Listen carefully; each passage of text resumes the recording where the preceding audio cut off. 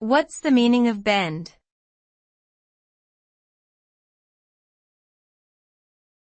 Bend.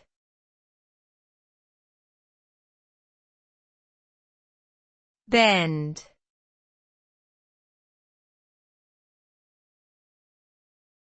Bend.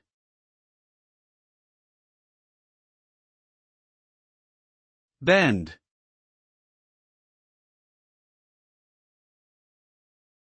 The term bend has multiple meanings depending on the context in which it is used.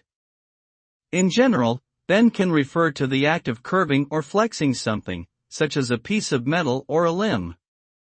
It can also refer to a change in direction or course, such as a river that bends around a curve or a road that bends to the left or right. Additionally, bend can be used to describe a physical or mental movement, such as when a person bends down to pick up an object or when they bend their mind to solve a difficult problem.